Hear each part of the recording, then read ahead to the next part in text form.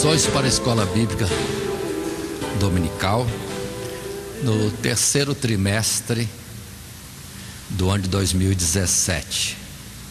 Lições para as classes de jovens e adultos.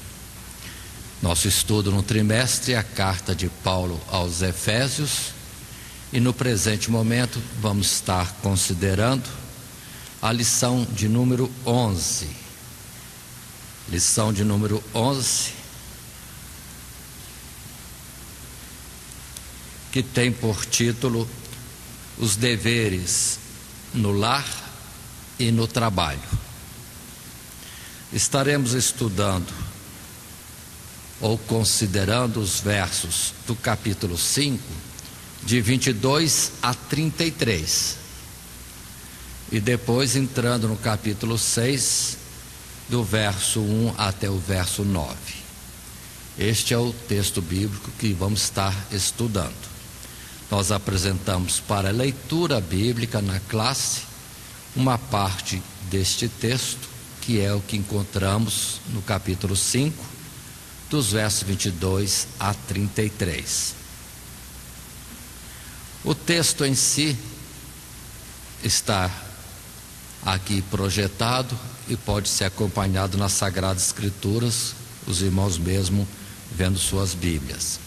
Não vou estar lendo, porque terei que ler depois, e aqui também não está todo o texto bíblico alvo do nosso estudo. Então, estaremos lendo à frente, no desenvolvimento da própria lição. Mas temos colocado como texto áureo a palavra já conhecida, e aqui também outra vez citada por Paulo, que diz: honra teu pai e tua mãe, que é o primeiro mandamento com promessa. Nosso assunto, o título da lição, os deveres no lar e no trabalho.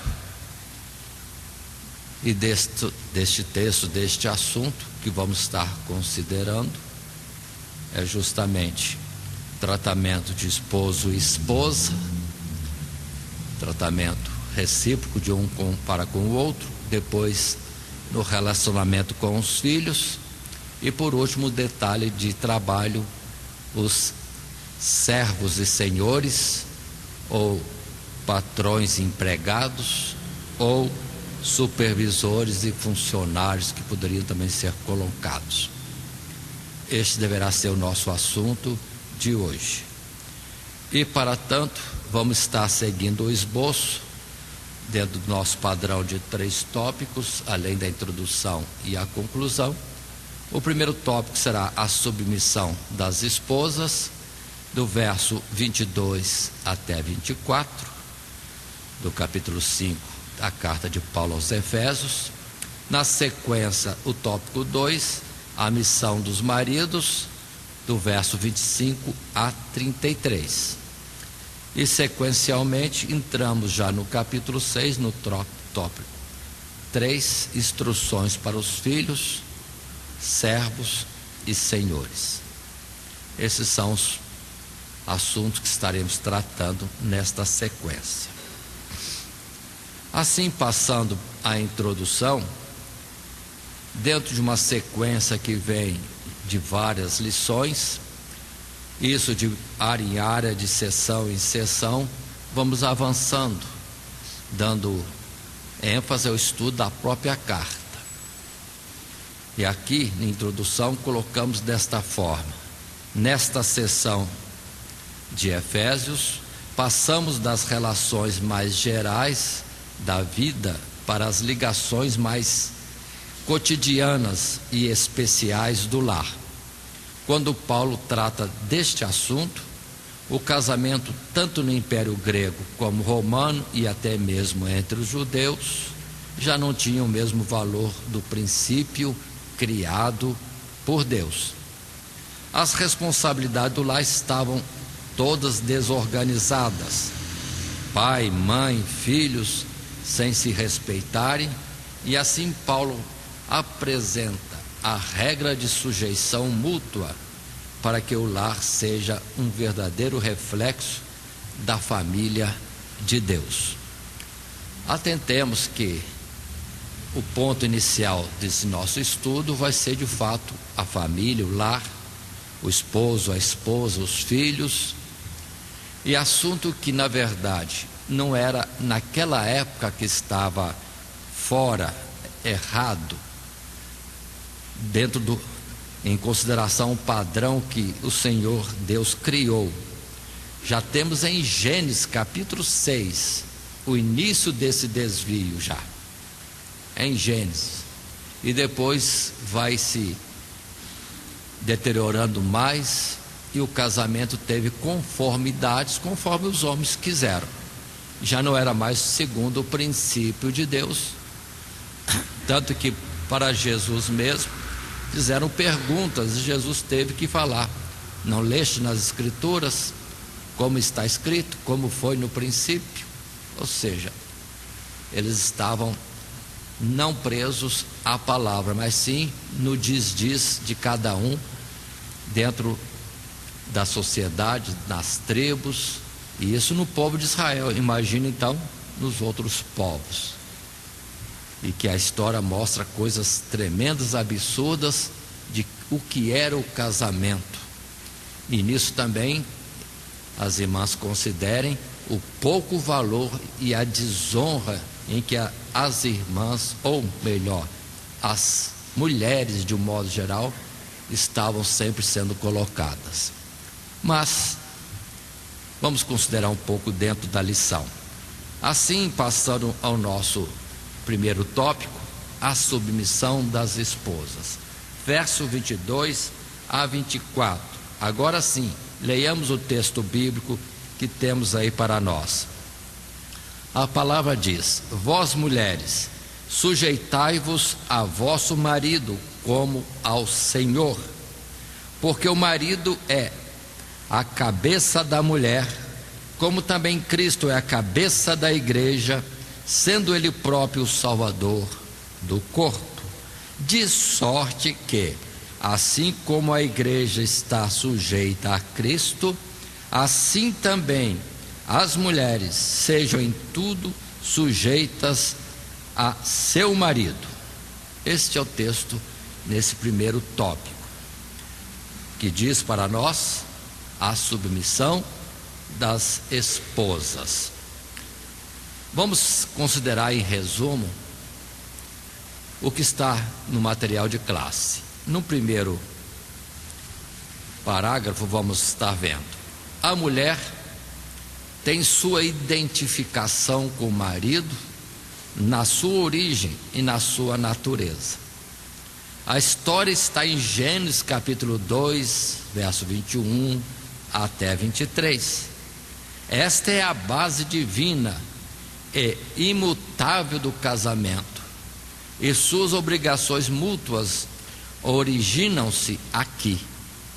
A esposa é corpo do marido, posição de submissão, mas ela é também sua própria carne. Então consideremos nisso. Se queremos entender dentro da palavra o que é isso que Paulo coloca, que a palavra cobra de submissão das mulheres a seus maridos, está na própria natureza que Deus colocou e na sua criação. Observem essa colocação que temos aqui. Ela é, disse Adão, osso dos meus ossos e carne da minha carne. Muito bem. Mas observem que foi tirada dele,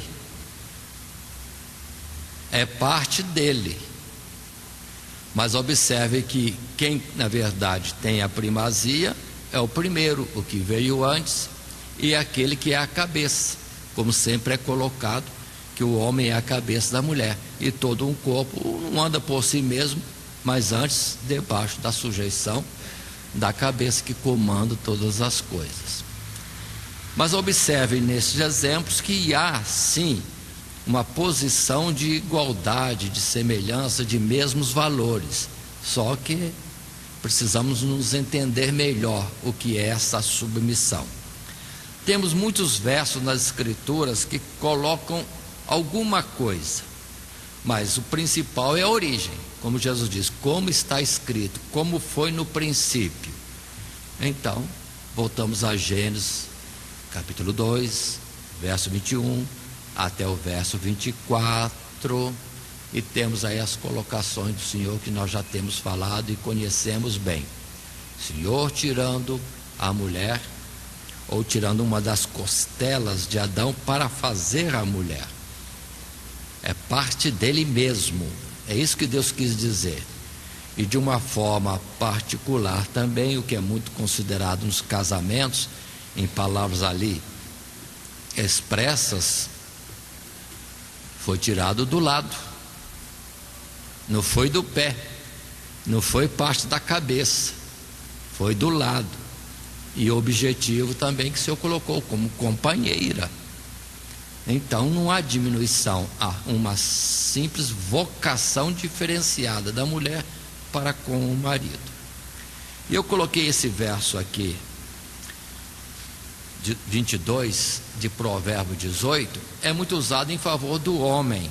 O que acha uma mulher, acha uma coisa boa e alcançou a benevolência do Senhor. Muitos falam assim, que Deus o tem presenteado com as esposas que tem, achando vantagem na parte dele. Sim, foi vantagem para ele. Mas por outro lado, considerem que a mulher é uma coisa boa que Deus deu, que as mulheres têm que entender. Deus as tem como algo bom, de valor, e trouxeram para junto do homem, para que com ele venham a desfrutar a mesma vida.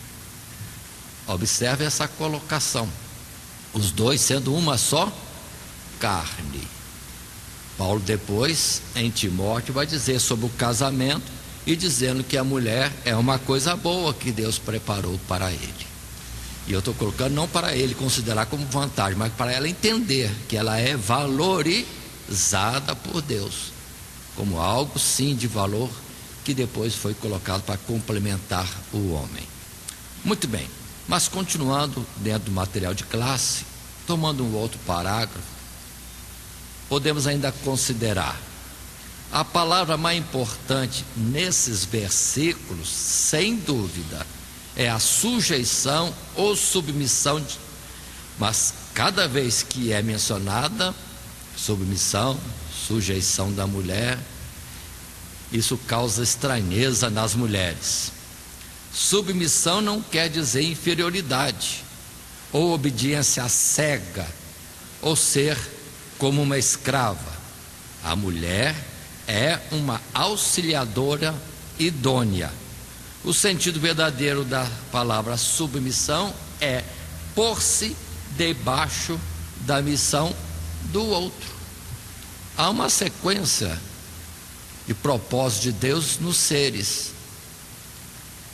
e cada um deve ser sujeito ao outro naquilo que é da parte de Deus.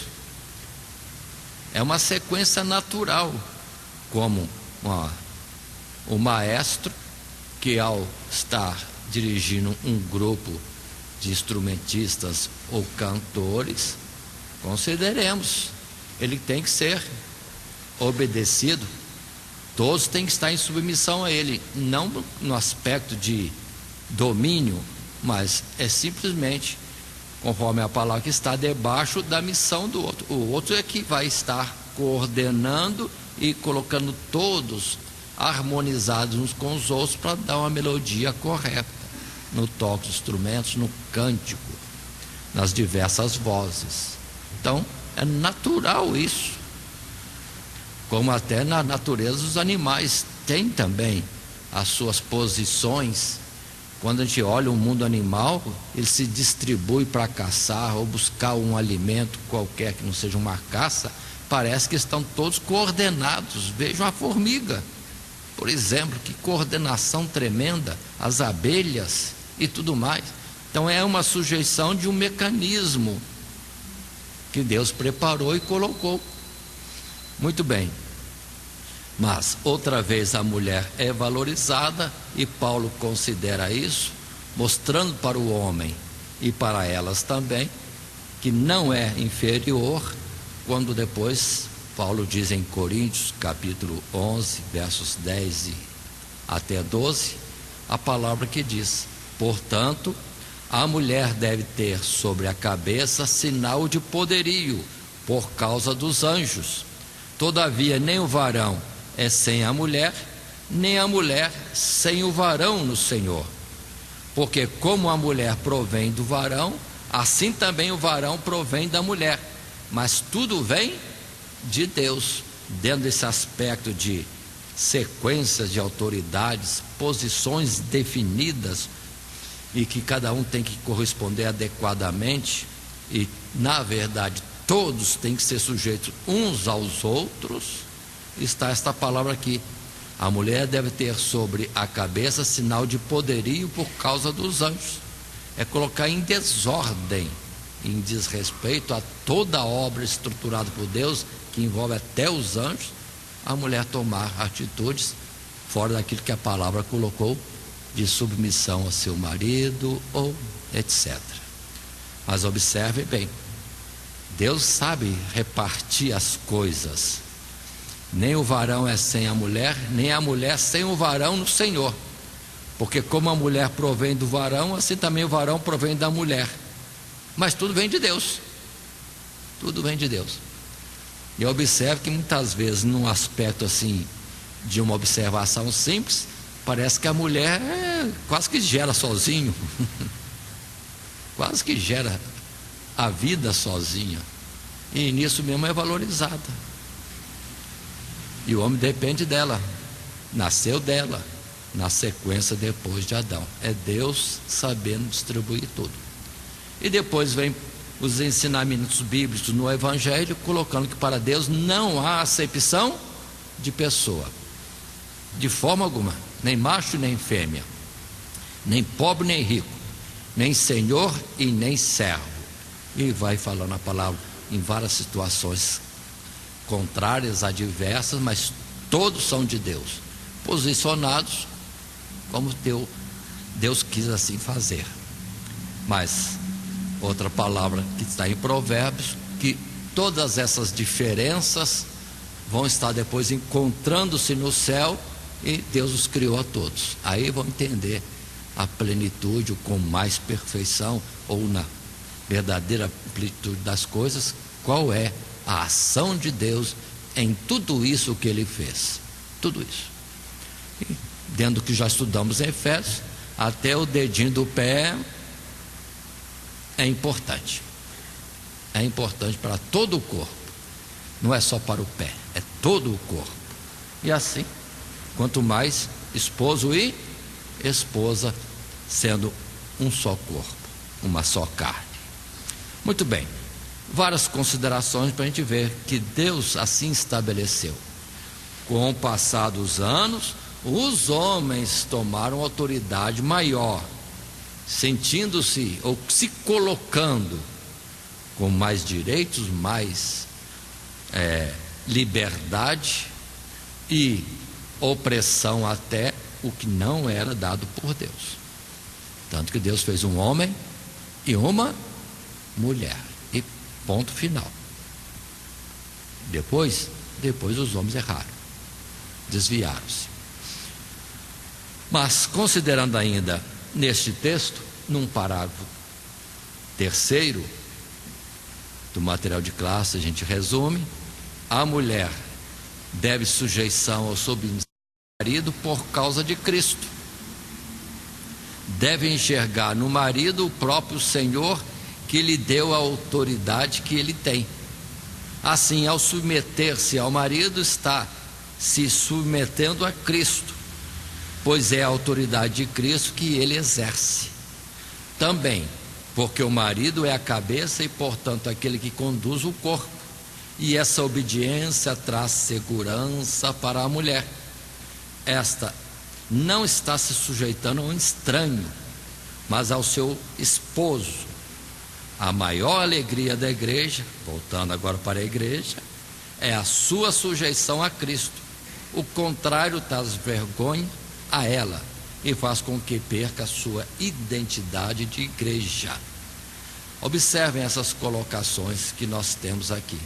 O esposo a quem Deus pede para ser sujeito é parte sua. Com eles é feito um corpo. Pronto.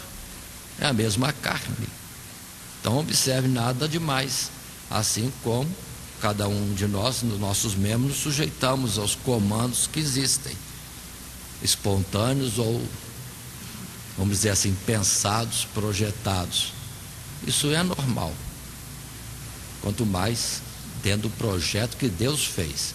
E observe que Deus criou as coisas dessa forma, marido, mulher, geração de filhos e outras coisas, tudo para falar da igreja. O que nós não podemos perder de mente, perder de vista, é a igreja.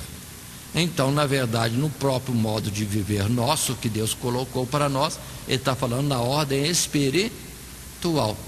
Ele como marido e a igreja como a esposa. E ele sendo a cabeça e ela o corpo. E os dois sendo uma só unidade. Não em carne, não é físico, é espiritual. E todas as demais coisas também, até a geração de filhos também. Que é uma forma de nós entendermos geração espiritual. Vamos voltar a pontos que já foram falados anteriormente. Evangelismo precisa ter dois, sempre. Tem que ter o próprio Espírito de Deus e alguém que represente a igreja. A igreja estando presente em 1, em 2, em 3, em 10, em 1000, e o Espírito Santo, aí sim o casal está formado. O Espírito e a esposa dizem: vem. Aí almas são ganhas, são geradas no evangelismo que nós fazemos. Portanto, vamos colocar isso também. A mulher é valorizada quando é assim colocada, como Deus quis e fez mesmo, para ser figura da igreja. E que é a igreja? Meu Deus, é para ser humanidade com o todo-poderoso Criador Deus. É que nós precisamos entender, e as mulheres precisam entender o quanto valem no contexto da obra espiritual e da criação. Mas temos então o verso em seguida, em Provérbios 31, 30 e o verso 31 também, quando Salomão, na sua sabedoria, também deixou para nós salientado, destacado: enganosa é a graça e vaidade a formosura, mas a mulher que teme ao Senhor, essa será louvada. E depois dá-lhe do fruto das suas mãos e louve-na nas portas as suas obras. Então considera também esse ponto, sempre valorizada. Mas quanto mais ela estiver no projeto de Deus, encaixada na vontade de Deus, para ela só é honra e glória. E quem está assim fazendo é o próprio Deus. Ainda que o marido possa não corresponder ou atentar para a qualidade que possui a sua esposa, mas Deus sabe o que fez e como ela está vivendo, se é nessa subordinação primeira a Deus também. Muito bem, tudo isso aqui sobre a mulher. Não estamos esgotando o assunto da submissão da mulher ao marido, mas só uns pequenos toques dentro da carta de Paulo aos Efésios. Muitas coisas poderiam ser faladas e temos as escrituras todinhas, de uma forma e outra, trazendo instrução e exemplos para nós, para podermos estar entendendo melhor. Continuando, na sequência do nosso estudo, é o tópico 2. Nessa lição, os deveres no lar e no trabalho, estudo na carta de Paulo aos Efésios. O tópico 2 é a missão dos maridos. Agora vai falar para os maridos. Versos 25 a 33, que nós podemos estar lendo nas Escrituras. E assim passo a ler: vós maridos, amai vossa mulher, como também Cristo amou a igreja, e a si mesmo se entregou por ela, para a santificar, purificando-a com a lavagem da água pela palavra, para a apresentar a si mesmo igreja gloriosa, sem mácula, nem ruga, nem coisa semelhante, mas santa e irrepreensível. Assim devem os maridos amar a sua própria mulher, como a seu próprio corpo. Quem ama a sua mulher, ama-se a si mesmo, porque nunca ninguém aborreceu a sua própria carne, antes a alimenta e sustenta, como também o Senhor a igreja, porque somos membros do seu corpo. Por isso, deixará o homem seu pai e sua mãe, se unirá à sua mulher, e serão dois numa carne. Grande é este mistério.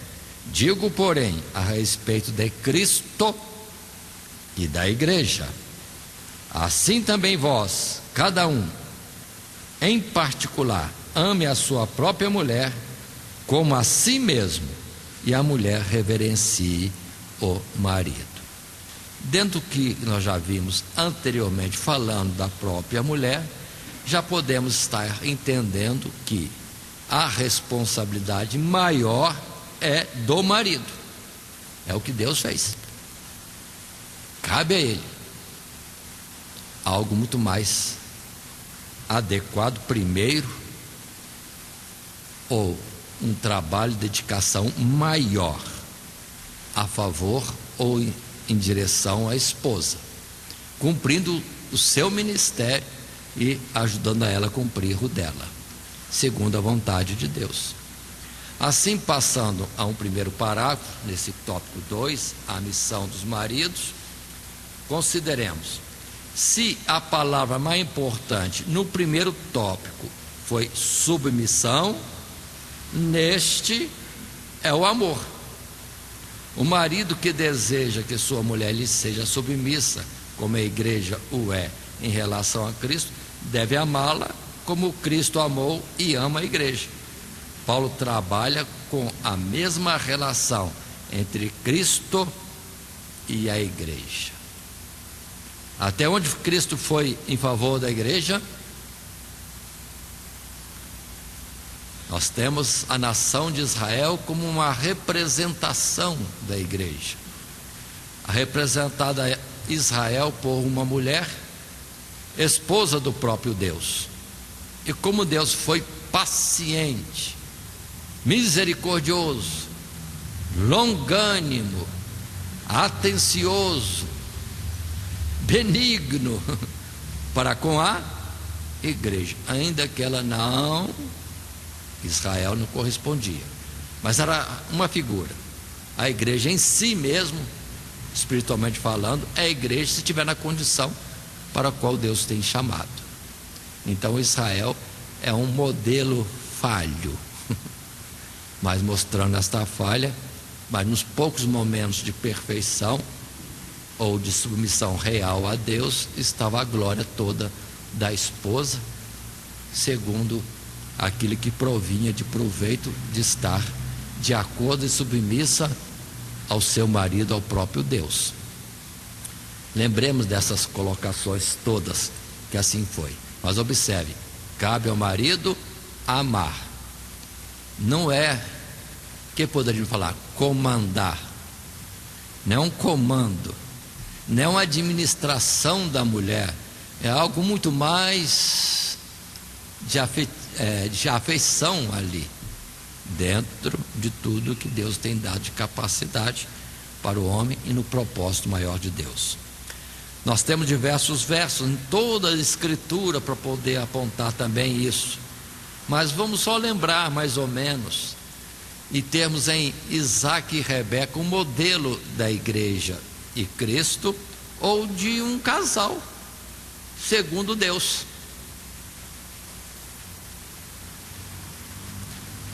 Em Gênesis 24:63, versos 63 a 67, aquela história tão bonita, aquele romance de Deus que conduz ao bem.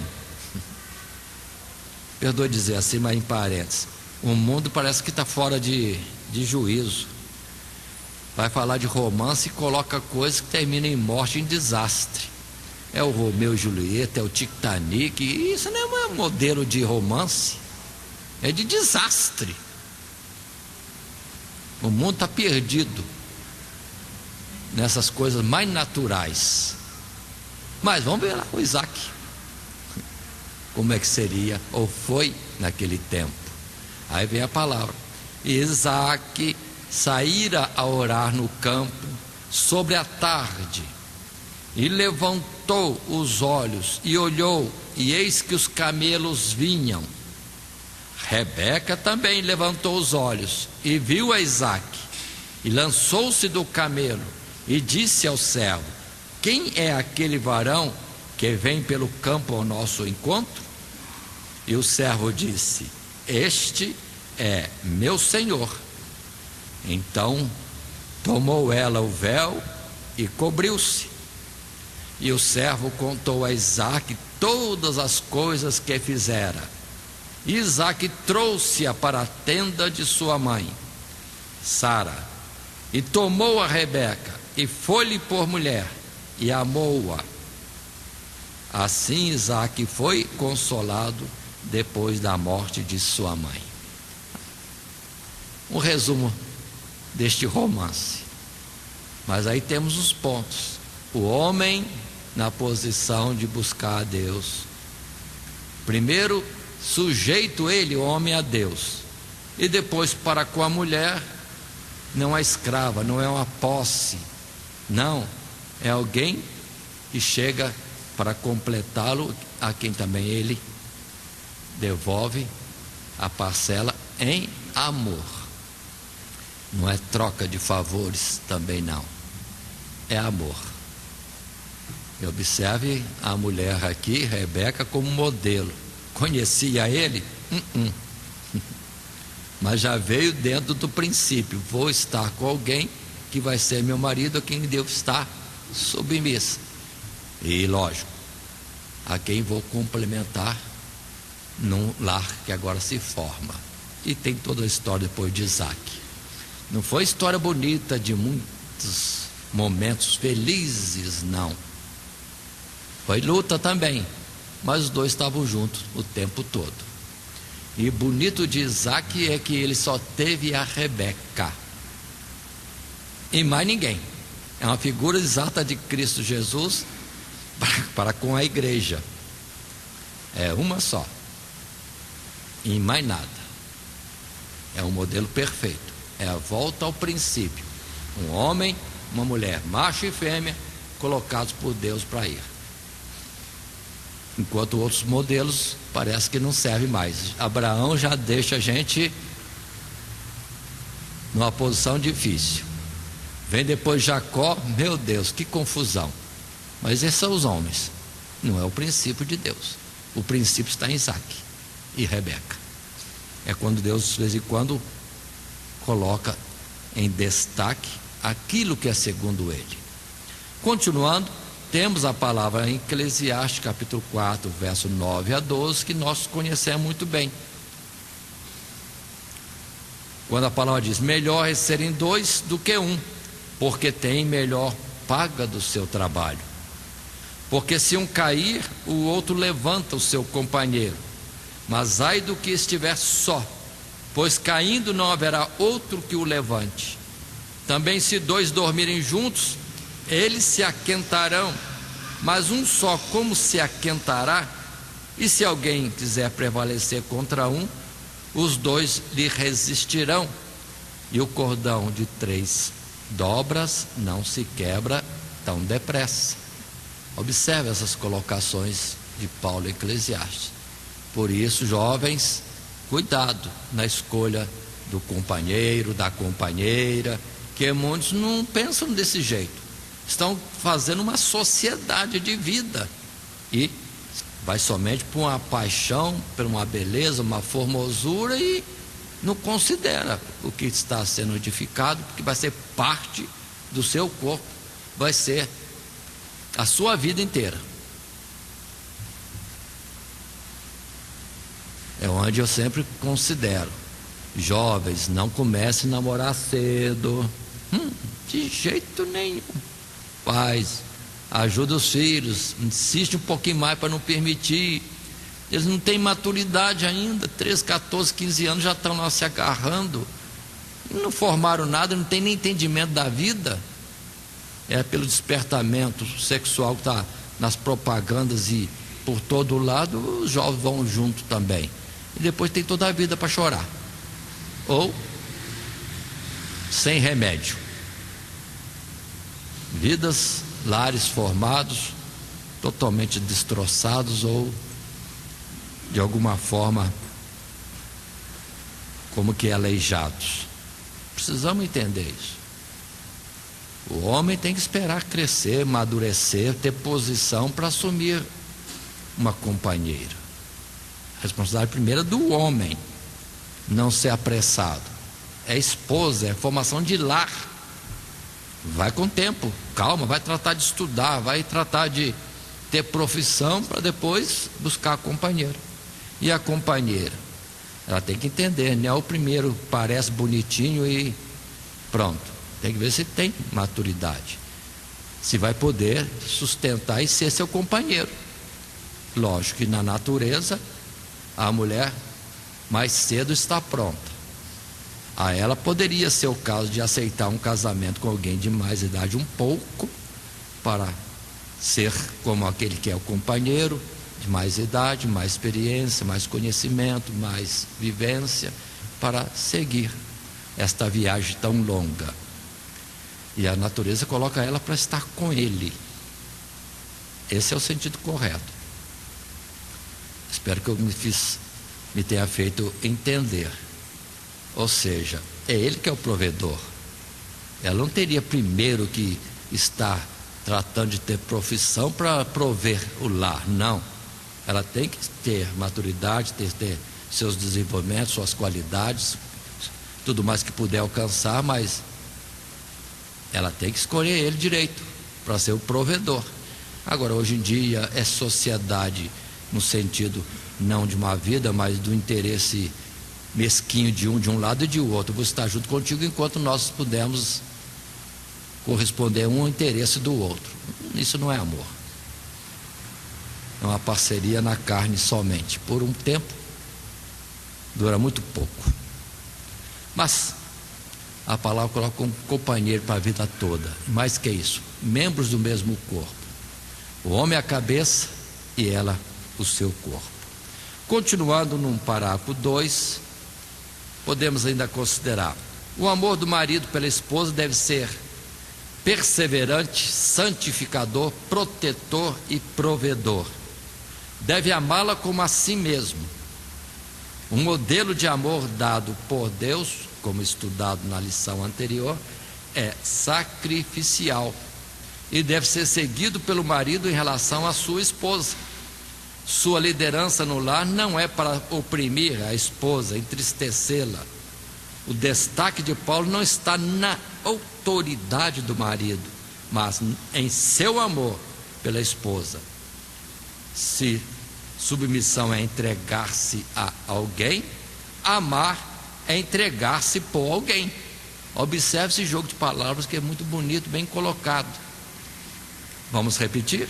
Se submissão é entregar-se a alguém, amar é entregar-se por alguém. Aí o marido está numa maior responsabilidade.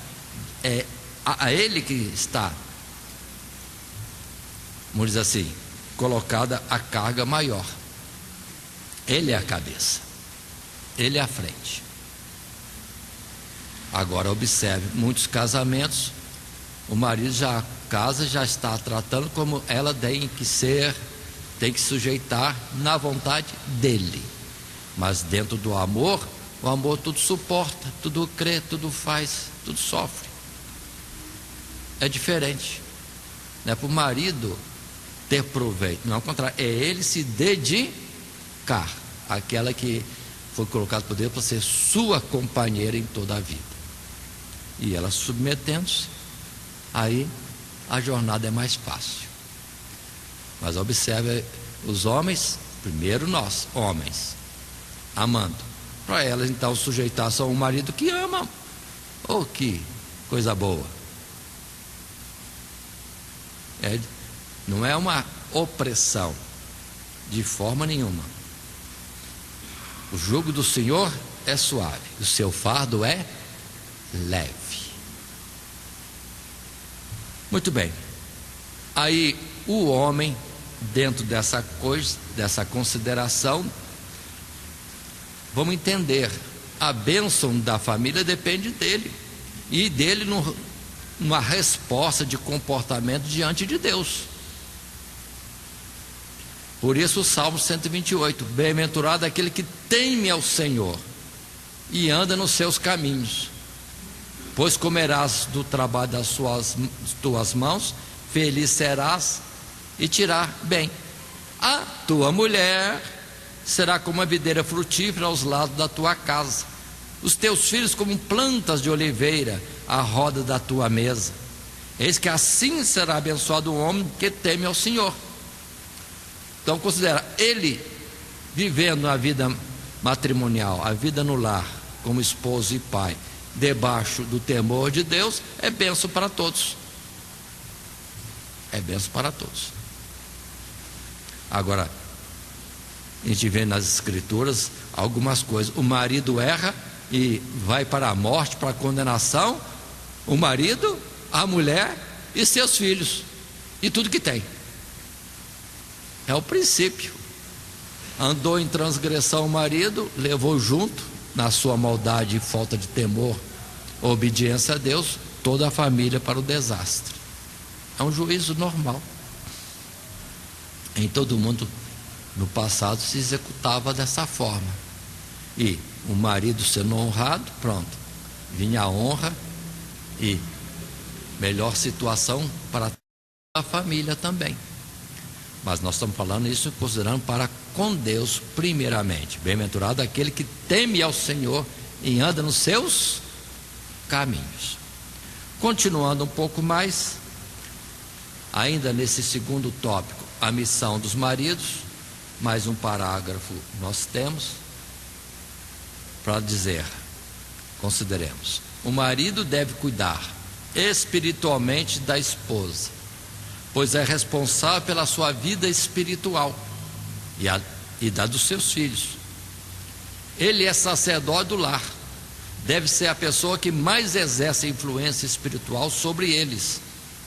O lar não é um lugar para o esposo aparecer vez por outra, mas sim permanecer a fim de conhecer o que está ocorrendo, estar presente na necessidade. Então observe, ir para casa só para um momento de dormir, comer, acabou? Não. Ele tem que reger todo o seu tempo para dar a devida atenção no lar. Chegando, além do que fez fora de trabalho, agora exercer a sua função em casa, de cabeça, de chefe, de aquele que vai ouvir, julgar, instruir, definir, determinar, orientar, estabelecer situações. Não é só chegar em casa, comer, dormir e amanhã outro dia.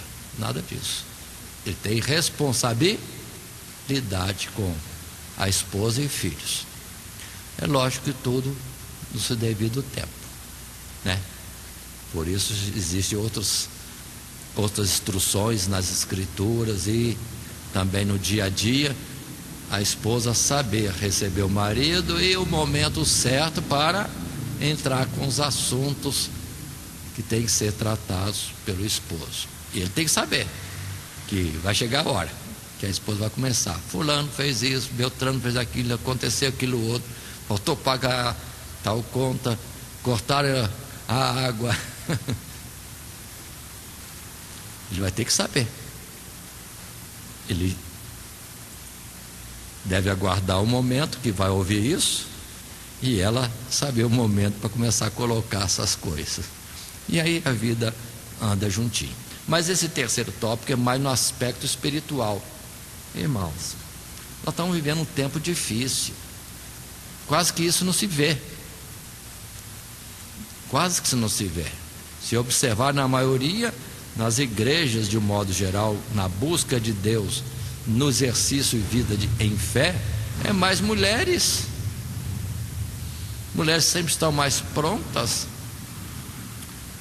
e vem muitas vezes arrastando os filhos para a igreja, quando não tem que arrastar o marido também. Às vezes nem consegue arrastar o marido. É uma situação imprópria. É o contrário. Deus chamou o homem, fala com o homem, e o homem chega-se a Deus, e ele abençoa toda a sua família, como vimos no Salmo que lemos agora há pouco. É ele é a cabeça, o óleo é vertido sobre a cabeça, depois desce por todo o corpo. Mas agora está acontecendo coisas diferentes. É a dificuldade do fim dos tempos. O mal ataca principalmente o que está na cabeça. Sempre é assim. Líderes de modo geral, e líderes no lar, que é o marido, que é o pai. Então nós temos que entender e não desfazer dos irmãos homens que estão em lutas terríveis. Entender essa parte, mas nós homens temos que entender a parte que nos toca. Nós somos aqueles que têm que ser como Isaac, trabalhando e orando, trabalhando para prover o lar e orando para ter a cobertura de Deus sobre a família. A mulher estando junto, ótimo, mas primeiro é ele é o sacerdote do lar. Deus chamou o homem e não a mulher, e temos toda a história bíblica para mostrar que é o homem a quem Deus fala e de quem Deus cobra alguma coisa, até referente ao seu lar, à sua família. Muito bem, e assim nós temos a exortação de Pedro, o alerta de Pedro, na primeira carta dele, no capítulo 3 e o verso 7, quando falando, tal qual Paulo está falando aqui em Efésios aos maridos, ele diz: igualmente vós, maridos, coabitai com elas com entendimento, dando honra à mulher, como vaso mais fraco, como sendo vós os seus co-herdeiros da graça da vida, para que não sejam impedidas as vossas orações. Aqui ele não falou amor, ele falou com entendimento, entendendo que a mulher está ao seu lado, não numa posição em que ele tem domínio, mas ela está ao seu lado segundo um propósito de Deus. Aí pronto. Agora, se ele não considerar isso, diante de Deus ele está reprovado, a porta para ele está fechada. É que Paulo colocou desta forma. Terminando esse tópico 2, consideremos: cabe ao marido o peso maior, ou a prioridade de atenção no lar, amar a esposa. Ou seja, ela é para ser submissa, mas você tem que ter uma atitude que a ajude a isso. Ele deve sim merecer esse respeito, essa submissão por parte da esposa. Então, aquele ponto que muitos maridos cobram da mulher: está escrito na Bíblia, você tem que me ser sujeita. Opa, não precisa nem cobrar, não. Passa por onde? Só isso. Só isso. Cobrar de forma nenhuma. É algo que deve ser espontâneo, mas você deve facilitar, não dificultar essa submissão requerida por Deus das esposas. Mas vamos em frente.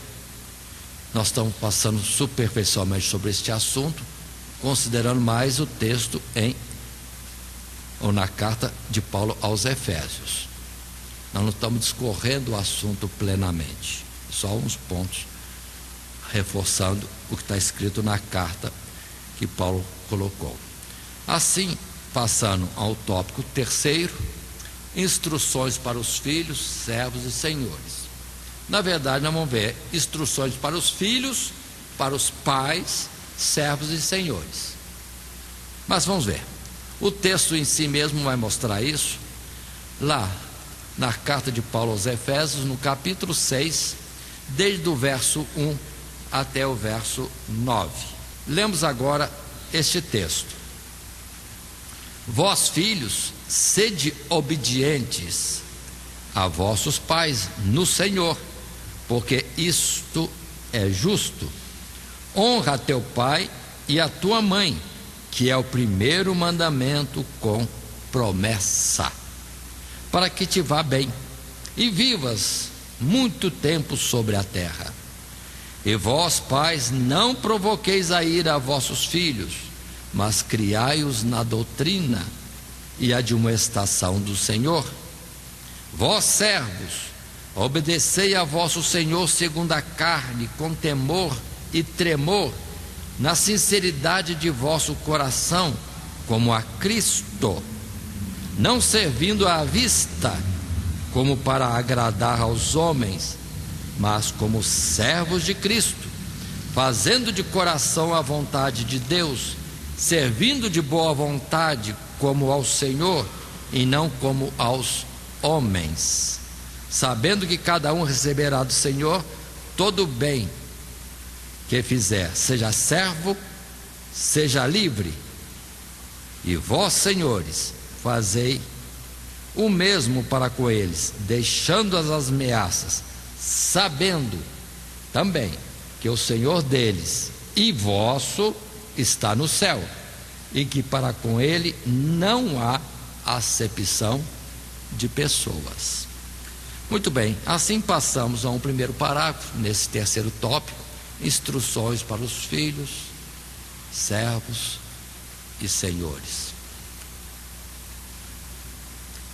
Retirando um resumo do nosso material de classe, assim leio: é através da família que temos a maior oportunidade de evangelizar esta sociedade. Eles devem observar em nós o exemplo de como é uma família de Deus. Para tanto, os filhos devem obedecer aos pais, pois isso é agradável ao Senhor. Devem também honrá-los, já que isso é um mandamento. O princípio básico de que os filhos devem obedecer e honrar seus pais é de que a vida que eles têm procede dos pais. Se não fossem os pais, eles não existiriam, que é o princípio de Deus também. A vida pertence a Deus. Deus, como autor da vida e aquele que nos deu esta existência, deve ser honrado pelo benefício que Ele nos dá da vida, da existência. É só imaginar se nós não existíssemos. Mas existindo, não é bom existir? É bom existir. Então, se é bom existir, ainda mais com promessas gloriosas à frente, devemos honrar a Deus e ser-lhe grato em todo o tempo, ou obedecer, porque Ele nos deu a vida, que é uma coisa excelente, por amor, e não é porque precisa de nós. Muito bem, nas Escrituras estamos com muitos versos sobre isto, de orientação aos filhos no que devem para com seus pais. Assim, por exemplo, em Provérbios 3:11, considerem isso: filho meu, é a palavra de Salomão, não rejeites a correção do Senhor, nem te enojes da sua repreensão, porque o Senhor repreende aquele a quem ama, assim como o pai ao filho, a quem quer bem. O sentido que o filho tem que entender que o pai está no processo de disciplina para com ele, de instrução para bem dele, que é o próprio da natureza e a atuação de Deus para com nós, a quem Ele tem dado essa existência. Então, é para o filho entender que o pai requer obediência, deve ser obedecido, porque é o modo de agir de Deus também, de instruir a todos aqueles a quem Ele dá a vida. Em Provérbios, no capítulo 23, verso 22 e mais algum verso, encontramos a escritura: ouve a teu pai que te gerou, e não despreze a tua mãe quando vier a envelhecer. Compra a verdade, não a vendas. Sim, a sabedoria, a disciplina e a prudência. Grandemente se regozijará o pai do justo, e o que gerar um sábio se alegrará nele. Alegre-se teu pai e tua mãe, e regozije-se a que te gerou. Então observa essa orientação aos filhos. Eles, sendo obedientes, serão uma alegria para os pais. Eles, estando disciplinados nos ensinos da parte dos filhos, dentro do contexto também do cristianismo, de pais servos de Deus, vai ser ganho para ele, prosperidade e honra, alegria para pai e mãe. É a exortação de Salomão outra vez. Em Hebreus capítulo 12, verso 10, versos seguintes, também coloca outra vez, tal qual Provérbios 3, essa colocação de Deus ter esse cuidado. E o pai, dentro da natureza divina, tem isso também, de ensinar, e cabe ao filho obedecer ou aprender. Verso 10 diz: porque aqueles, na verdade, os pais, por um pouco de tempo nos corrigiam como bem lhes parecia, mas este Deus, para nosso proveito, para sermos participantes da sua santidade. 11. E na verdade toda a correção ao presente não parece ser de gozo, senão de tristeza, mas depois produz um fruto pacífico de justiça nos exercitados por ela. Aí está a colocação sempre. Desta instrução do cuidado do pai orientar os filhos, que vem depois dos filhos obedecerem a Deus também. E nisso é o bem maior para eles, porque pode redundar na vida eterna. Mas se os pais não têm cuidado de instruir os filhos, como que eles depois vão ter um exemplo, um parâmetro de comparação para obedecer a Deus? Aí fica difícil também. Como também na sociedade, muitos mal filhos são depois mal funcionários, mal servos, mal trabalhadores, vai mal em tudo. Mas começou em casa. Por isso é uma responsabilidade séria dos pais a instrução, a disciplina dos seus filhos. Agora, como um alerta de uma situação contrária, na Bíblia tem vários, mas só vamos ver Provérbios 20, verso 20, quando a palavra diz: o que a seu pai ou a sua mãe amaldiçoar, apagar-se-lhe-á a sua lâmpada e ficará em trevas densas. Colocando mais palavras: o que a seu pai ou a sua mãe amaldiçoar, ou desonrar, desrespeitar, não atender, desobedecer, aí pode saber, ele vai colher isso em algum momento. Com certeza a sua lâmpada se apaga. É uma forma de Deus falar. Não vai ter a visão, não terá a claridade das coisas no seu futuro, não terá sucesso, antes ficará em trevas. E a vida mostra sempre isso. Quantos filhos rebeldes, e dura muito pouco. Continuando um parágrafo 2 deste assunto, agora observe, a respeito dos pais, a cobrança para com os pais no seu relacionamento, atendimento aos filhos.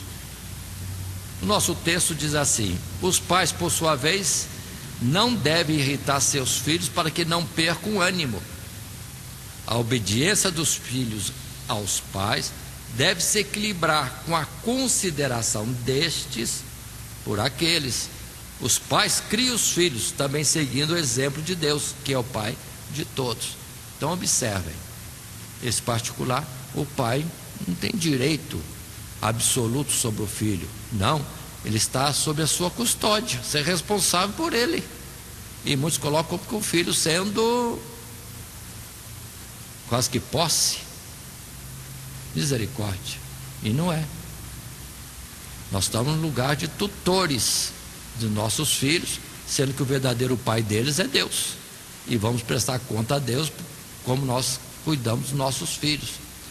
Então precisamos tomar essa parte de nossa responsabilidade, ensinar, corrigir. Mas não ouvem, continua ensinando, continua corrigindo, pelo menos você vai ficar livre do juízo de Deus. livre.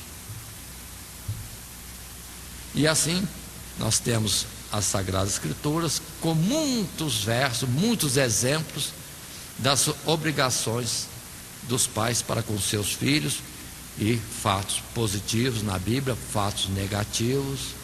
Fato negativo como Eli para com seus filhos, Ofni e Finéias. Não disciplinou corretamente seus filhos, mas depois vão ter uma Ana cuidando de Samuel, que maravilha. E outros exemplos também de pais tementes a Deus que geraram filhos também tementes a Deus, até profetas, que parece que o pai era profeta e o filho depois também foi um profeta de Deus. Mas entre os versos, Salmo 127, eis que os filhos são a herança do Senhor, e o fruto do ventre o seu galardão. Como flecha na mão do valente, assim são os filhos da mocidade. Bem-aventurado o homem que enche deles a sua aljava. Não serão confundidos quando falarem com seus inimigos à porta. Filhos são presente de Deus. A sociedade cria outra situação, precisamos estar atentos a isso. Sempre coloca filho como trabalho, filho como despesa, filho como dor de cabeça, filho. E muitos casais já têm pavor de ter filho, que já foram dominados pela colocação da sociedade deste mundo que jaz nas trevas, ou do espírito do anticristo que já aí está. Mas a palavra diz: filhos são bênçãos, são prêmio de Deus. Então, não vamos ouvir o mundo, vamos ouvir o que Deus diz sobre estas coisas para decidirmos quanto à formação de nossa família. Em Provérbios 22:6 é colocada a obrigação sobre o filho: instrui o menino no caminho que deve andar, e até quando envelhecer não se desviará dele.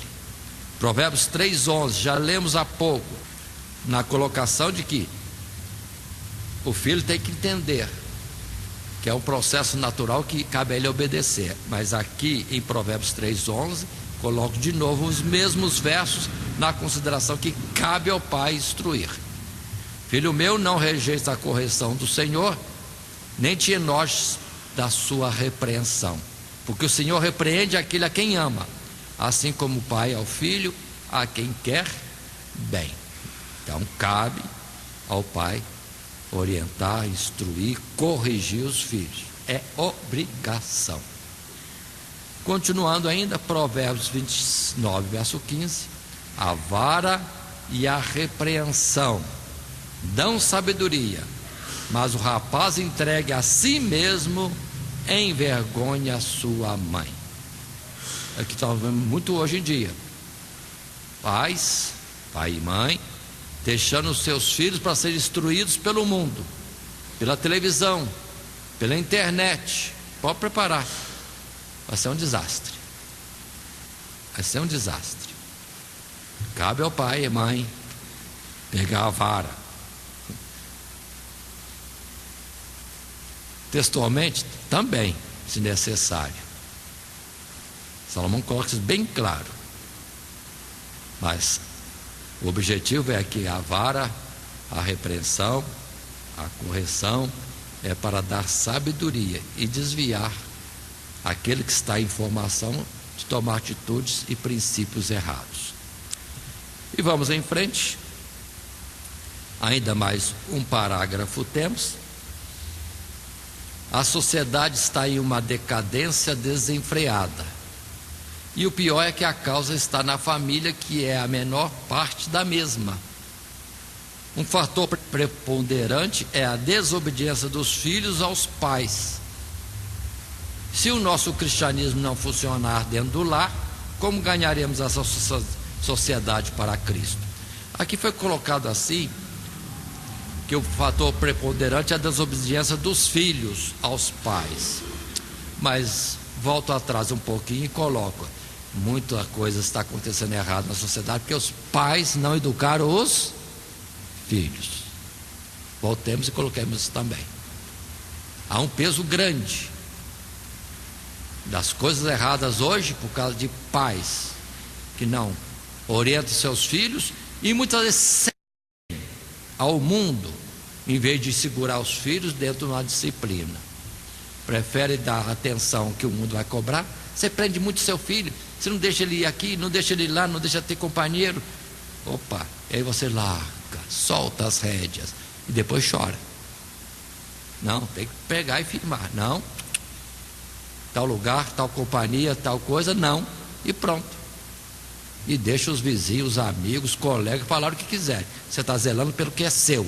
Se eles não têm zelo do que é deles, tenha do que é seu. Muito bem. E a palavra em Timóteo alerta que este é uma atuação que estará no fim dos tempos por parte do anticristo, do príncipe das trevas. E ele avisa, né, da corrupção do fim dos tempos, dizendo: porque haverá homens amantes de si mesmos, avarentos, presunçosos, soberbos, blasfemos, desobedientes a pais e mães, ingratos, profanos, maus maridos e maus pais também. Ele não colocou isso, mas eu estou colocando agora, que nós vemos aí em exemplos diversos que podem ser colocados e considerados. Ainda mais um parágrafo. Paulo também ensina a respeito dos servos e senhores. Aí o outro ponto. Em uma época em que a escravatura estava em alta e que os escravos eram simplesmente ferramentas, onde Cristo habita precisa haver também mudança, tanto espiritual como também moral. Os servos obedecem aos senhores como a Cristo, e os senhores devem fazer o mesmo, lembrando que para senhores como servos há um Senhor supremo nos céus. Ou seja, nem é um nem é outro, cada um está na sua vocação como peças no sistema, como membro do corpo, para atuar diferentemente, mas ninguém tendo domínio sobre ninguém, mas havendo devido cuidado de uns para com os outros. Observe bem, nas Escrituras nós temos muito mais exortações e ensinos para servos do que, na verdade, versículos, palavras falando para os senhores. Podemos ajuntar muitos textos de orientação aos servos, mas poucos textos de alerta aos senhores, que também a maioria que temos sempre são de servos. Assim, em Pedro 2,18, vós servos, sujeitai-vos com todo temor ao Senhor, não somente ao bom e humano, mas também ao mal, porque é coisa agradável que alguém, por causa da consciência para com Deus, sofra agravos, padecendo injustamente. Porque que glória será essa, se pecando sois esbofeteados e sofreis? Mas se fazendo bem sois afligidos e sofreis, isso é agradável a Deus. Então, instrução completa. Mas ainda assim, achei importante Timóteo 6, primeiros versos, quando Paulo, falando a Timóteo, diz: todos os servos que estão debaixo do jugo, estime a seus senhores por dignos de toda a honra, para que o nome de Deus e a doutrina não sejam blasfemados.